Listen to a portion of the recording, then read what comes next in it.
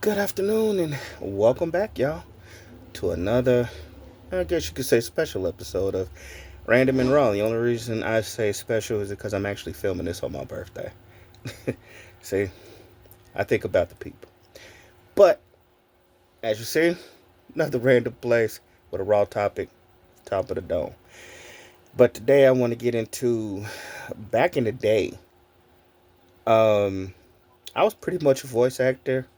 I was actually pretty much an actor, period. Never even knew it. Now, and please excuse me. Other than being a huge fan of kid stuff, cartoons, outside, whatever, when I had the opportunity, me and my brother would play with action figures. Sometimes my cousins would come over, sometimes I'll get up with friends and we just have an all out adventure with our action figures. But one thing that came to mind was, and I don't know if it was just me, but when you were playing with your action figures, did you give them different voices or did everybody have the same voice? Because I'm going to tell you, our choice of action, our primary action figures were these guys, the GI Joes, and I picked this one specifically because this one has a very special meaning to me. But we'll get into that a little later, if not another episode, right? But and of course, Snake Eyes couldn't talk, but it's just a visual aid. But but we used to play with our action figures. We used to give them different voices, and and I didn't realize until I was grown that I was actually voice acting without knowing what voice acting was. Because as a kid, you don't think, you thinking these cartoons are like real. Let's just be honest. We thought some of these cartoon characters were actually real. And when the show go off, they go to their cartoon home and their cartoon land. Roger Rabbit did make it no better, showing us that they had a whole toon land. So it didn't make it no better. And I know I'm not the only person who thought like that, but like I said, I was a kid doing this. It ain't like I was grown, and yes, I would, if I had the space, I would still play with my action figures because I'm a big ass kid. Come on, man. The fun we used to have. G.I. Joe, Transformers, Star Wars, Battle Beasts, the Ninja Turtles, He-Man. The list went on, long list of action figures that we had back then. Some of the cars even talked. The few Transformers we had, they even had different voices, and they wasn't always robotic. But my thing was, where did the voices come from? And I know y'all like, wait a minute, what? Yeah, our voices didn't always weren't always the same. Like, okay, like my voice was a little higher back then because, of course, I didn't hit puberty. But when we were playing with our action figures, these voices would come out, and I've always been like, where the hell did that come from? But we were just having fun. We were having an adventure like the cartoon. Everybody had a different voice, so we had to give them different voices. But it was a no-brainer. It's just what we did. And I go lie to you, I can't mimic the voices. I don't even remember the voices, but I just remember each character had a different voice. I even had voices for the female characters, and they wasn't always high pitched like an actual female. They were just of my version of a female voice, and they didn't sound the same either. Shocked the shit out of me. Okay, like we'd be having an adventure like with Cobra Commander, and he had that hissing problem. It's like we gave him our version of the hissing voice. I did it and my brother did it, so it was he had two different voices, but every time we played with him, the voices matched. We never changed them. So it's like depending on who played with him, depending on how in depth the voice was, because my brother he was 3 years older than me. So it's like of course his voice changed before mine did. So it's like it was weird. It was like the child version, the slightly, I guess you could say, close to teenage version. I guess you could say, and it was just really weird how we did that. But it's like, how did we know we were doing that without knowing we were doing it? Like in the commercials that they used to play back in the day, the kids would be playing with their action figures, like in the dirt or whatever. They had like the whole little build up, You know how commercials are, though, just dramatic as hell. And you think in the back of your mind, man, I can't wait to get a hold of them action figures so I could do that too. But in reality, you're not gonna go outside like that. Some of y'all were privileged to, but we weren't. We stayed in an apartment building. And when we did go outside, we had to worry about other kids coming out, just messing up our toys or getting caught up in that gang shit. So we a lot of times we play in the hallway, we play in our room, the living room, kitchen, wherever we decided to set our action figures up. So it's like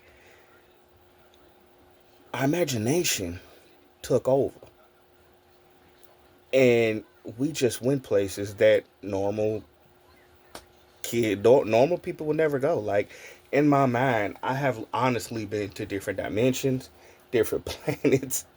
I've did the multiverse thing. Before I even knew what the multiverse thing was, all with action figures. Yes, my GI Joes and Transformers crossed over long before I knew what they did in the comic books. Okay, my GI Joes fought He-Man. They fought the Ninja Turtles. They fought Barbie. They fought everybody. It was just a whole kid's imagination creating stories, universes, voices. I'm like, some of the adventures that we went on were better than some of the cartoons that we were watching. Even some of the movies that we've seen. Like, we had these Star Wars cases. It was like big Darth Vader heads. We turned that into a starship. And our G.I. Joes went from different galaxies, different planets, facing off against other people. We even pretended that our G.I. Joes were other people from other planets, and they fought. And I don't have the weapons now, but we had the weapons then. And it was just like, man, we went there. And from what I was told, I've seen Empire Strikes Back and Return of the Jedi in the theaters, but I don't remember because I was young. I don't. But I was heard my uncles took me, but I don't remember that. And I don't know if they remember that. But it was like, the movies were cool. I liked the movies back then, but the adventures with my toys were a lot better. Just like on Christmas, we had this thing, and I don't know if some of y'all did it too. Some of y'all might be rocking with me. Some of y'all might be looking at me a little weird right about now. But I'm just gonna continue to talk, and you tell me how y'all did it in the comments after you watch this video. Now, during Christmas is when of course you get new stuff. So when we would get new toys, we would take our old toys, our primary toys, once again refer back to my G.I. Joes, because they were both most important. And we would have a toy parade. And after we get through opening up everything, and we having our playtime or whatever, mom's done passed out from, being up, telling us to clean up and putting stuff together for her two hard-headed sons. Sorry, mama. Yeah, you did. Like, she even played with us a little bit. But we would have a toy parade. We would get them and go in the living room by the Christmas tree. And we would sit there and have a toy parade to introduce the new toys. And it's like each toy, what I'm saying, they walk down the aisle, we march the ball down the aisle, or sometimes we get the legs, we move. We was animated with it for real. And they would join the family, because that's what they were. We had a big toy buckets, toy beans, toy bag, whatever. So all the toys were like family. Even though most of them get messed up by the GI Joes, they was cool. I'm sure they, in my mind, when they went to sleep, they was dad put it up and they was hanging out. So it's like, then we'd have the battle of the Christmas tree, the Joes versus the Cobras. One in the tree, one on the ground. They have a big, huge battle that lasted hours. Because when we played with our toys, we didn't play for no 20 minutes or 5 minutes. No, no, no, no. This was like an epic feature thing. Like, those adventures lasted a long time. I'm talking hours. I can't tell you the longest and I can't tell you the shortest. But it was rare that we played with those action figures less than 30 minutes. I do remember that. The imagination just took over. Whether we had the actual vehicles for them or where we used other people's vehicles, the imagination took over. And that's a lot of things that people lack in today is imagination. Like, since we didn't have a lot of G.I. Joe vehicles, if we wanted to like have adventures where they car chasing or they shooting at each other from vehicles. We use Hot Wheels. And in our imagination, thank you, Snake. Thank you, Snake Ass, for being about pretty much my prop today.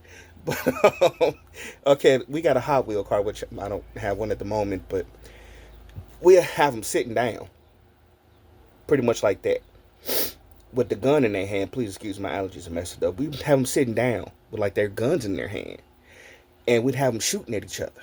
Then in another, like on the we'll in our images, I'm gonna say our cameras, but we have like our cameras like fixed on something else. Like we have a Cobra sitting down on their side, and they shooting at each other. But we got two Hot Wheel cars lined up, and they going like it's a real chase scene. Like we actually got two vehicles right there. It was freaking phenomenal. Airplane scenes. We had these little metal airplanes.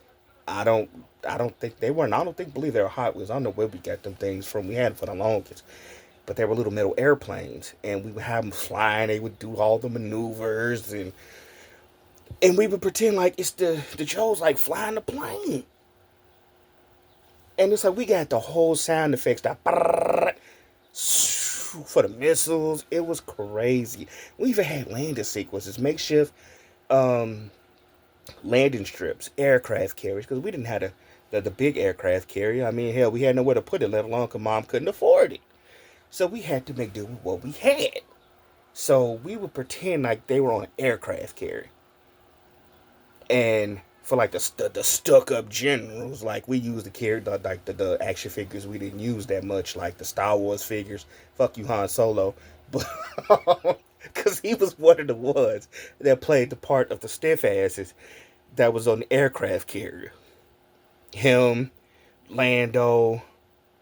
We even found parts for C-3PO. It in our mind, it's like they playing these different roles because they were the stiff toys. You know, Star Wars toys, they stood straight up with the prop fingers and stuff, and they couldn't do nothing. They could twist their head and move their arms and their legs. That's it. They couldn't move the torso like you could with the G.I. Joes. So, if you was stiff, you was pretty much a victim in our adventures. Like the G.I. Joes, as you know, you can move them. You can flex their arms and everything. So these were our primary toys. They kicked everybody's ass. They did. It was really hilarious. And the fight scenes was like something. I don't exactly remember how they would all go. I do remember if me and my brother were playing with the action figures at the same time, he would hold one, I would hold one, and we do the moves and everything. We kicking, flipping. After seeing certain cartoons, they learned to shoot power blast. And no, it did not come from exactly Dragon Ball. Why you thinking you got that from Dragon Ball? No, we did not. I watched a lot of cartoons, and back then, it was a lot more than Dragon Ball. They did that. They might have made it popular, but they weren't the ones who originated in our mind. Because I was back when the one called anime. It was called Japanimation. So yeah, we saw a lot, but pretty much the GI Joes acted it all out. They were everything. Like, I still collect them now. I got a nice little collection. I ain't got no big massive collection like some of these cats out here, but I got a nice collection. Definitely way bigger than what we had. And sometime like the double is like the foot soldiers or the Cobra soldiers, whatever you want to call them. If one of them got popped, he got his ass back up, and we walked him in again. And he got popped. He got popped again.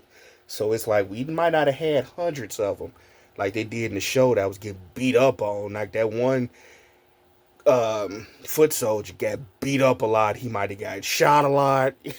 He might have got pushed around. He got a lot of things happening to him. He playing double roles. It's like we was having our own version of Imagination Hollywood. Okay, even Snake Eyes played a role. He played dual roles. Okay, he might. We kept him silent. He didn't talk. But like if we wanted to make him a gesture, we actually did the gestures. And I'm not playing. My brother will confirm it if he ever comes on a podcast with me. He'll confirm everything I'm telling you. Or if he gets in the comments, he'll let you know. Like if Snake Eyes disagreeing with you or he flipping you off, instead of us doing like having him like hold his hand up No, we literally went live. It's like we was doing it for 'em.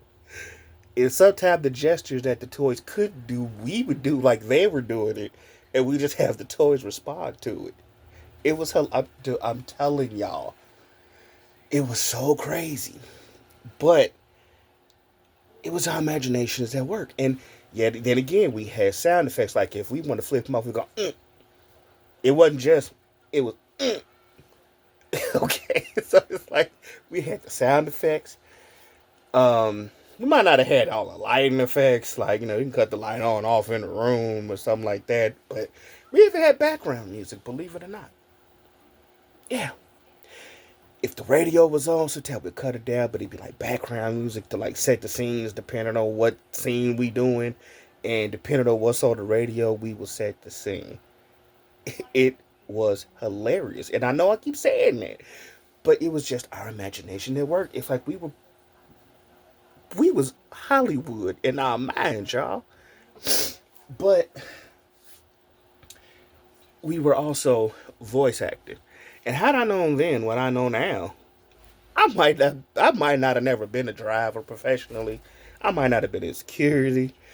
I might not be a content creator. I'd be a celebrity somewhere, staying some part of America, probably in a mansion, because I'd be filthy fucking rich. I'd make myself a lot of money as well as other people because of the shit that I did as a kid. But we didn't know. It was before the age of the internet. But anyway, getting back to my imagination at work here. Another thing we did when I was, as I told y'all, we put on many performances with our action figures. We actually had GI Joes, and I'm gonna get more depth into this on another episode. We actually had our GI Joes double. It's Ghostbusters. Uh, Imagine that, okay? Now I know y'all saying, how the hell did you do that, right? The backpacks that the GI Joes came with, if you can see it, is a little hole on their back. We'll put it in their back. We'll take one of the rifles and put it in their hand. That was the proton pack in the thrower. That's what you're saying. Did you actually have any Ghostbusters toys? No. Eventually, my cousin did give me his Ecto 1, but it was in really bad shape. And yes, we stuffed them with G.I. Joes, and we used that in various adventures. That was the transport vehicle. But sometimes we play like Cobra Commander's a ghost, Destro's a demon, and we would bust his ass. Okay. Like, I'm dead serious. We had the monster voices. We was like, "You're not gonna get away with this, you damn Ghostbusters." And we didn't change their names to Peter, Ray, Egon, and Winston. No, it was still like Flint, Duke, Lifeline, whatever. But they just had proton packs. Yep. Believe it or not. We even had a place to store them in our makeshift imaginary G.I. Joe base and or whatever. We used the battery as the trap. And that's really like funny because in the girls Ghostbusters movie, they had a trap that resembled a big ass battery. So you could imagine when I seen that movie later on in life, I'm really cracking up in the back of my mind because it's triggering memories from my childhood. And these are a lot of the good memories, like especially when times was hard. Our action figures got us through a lot. That would drive most kids crazy, insane, make them go do something that they were gonna regret in life. No, no, we play with our action figures. That got us through a lot of hard times. Power out, lights off during the day, action figures. Or me, I used to like to write. During nighttime, if you can get that moonlight in your room, late night adventure. Then you went to sleep. I kid you not. It was interesting. And like when my cousin would come over, like he'd bring his GI Joes, and they were like cousins to our GI Joes, but we had one big family adventure. And believe it or not, and may he continue to rest in peace.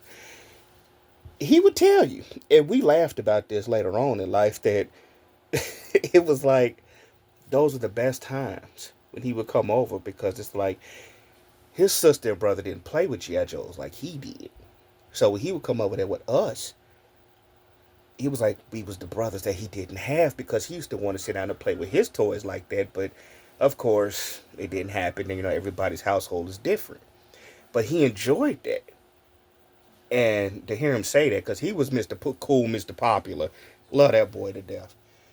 But to hear him say that, like, really warmed my heart. Because it's like, we thought we was weird. We didn't know other people played like that. And until, like, I met my other little brother, I didn't think that people played with action figures like that. Because I had friends and they had action figures, but they would stand them up and they throw them at them like, fuck you, man. And they just chuck them at them and knock them down. And it's like, is that how y'all treat y'all action figures? You can't come over my house and play with my action figures because you ain't breaking my stuff. Your mom might get a good job, and I mean, my mom doing the best she can, but she just ain't gonna just get up and go replace action figures. And some of these GI Joes are hard to find. I mean, they was the cheapest action figures too. Now, back in my day, we had Woolworth, Kmart, Toys R Us. You can get about 3, 4 GI Joes for about $20 at one point in time. I mean, eventually the prices did go up. You still can get a couple of them. But, she had to buy multiples because it was me and my brother. Like, if he wanted an action figure, I wanted one. He might go in and pick up Duke. I might go in and pick up Jinx. He might want Lady J. I might want Destro. Now, the pickers were slim because in the hood, they didn't always have a wide selection. It was always a selection of the same characters. Not a different variation. You probably got like 10 Flints on the damn shelf. You probably got about 8 Lifelines on the shelf. Slim pickings. Now you went to malls and then you went into like the other like upper class neighborhoods. Now you got a bit of a better selection, but theirs wasn't, I wouldn't say overly better than ours, but they did have a nicer selection than ours. And when we went to like Gold Black's Woolworths, now that's when we found the ones we really wasn't finding in Toys R Us and Walgreens. Because at that point, Walgreens was selling them too, but it was slim pickings.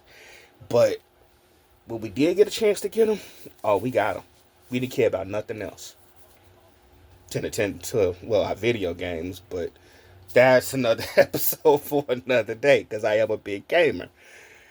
But not to get on the soapbox, not to keep y'all long, because as y'all know, I like to keep it 20-25 minutes or so. Unless we gonna deep dive, and then we'll go a little bit longer, as I told y'all in the first episode. And hopefully you all have been entertained, seeing things from my point of view on imagination, voice acting, all that stuff. Even though it's really not teaching, I'm just telling you my experiences. But hopefully it's like y'all can relate to some of the stuff that I'm telling you. It's like your imagination can take you so far. And sometimes you do things that you didn't know you could do, that you used to do, that could really benefit you right now. Like, honestly, had I actually sat down and really thought about these voices I would come up with, when I heard about voice acting, I might have jumped into it, but it didn't click. And it's like now, it's like you could just sit in your house and have a whole voice acting career. I'm like, man, should I? Like, should I try? Like, I'll be good at it. I mean, I do a few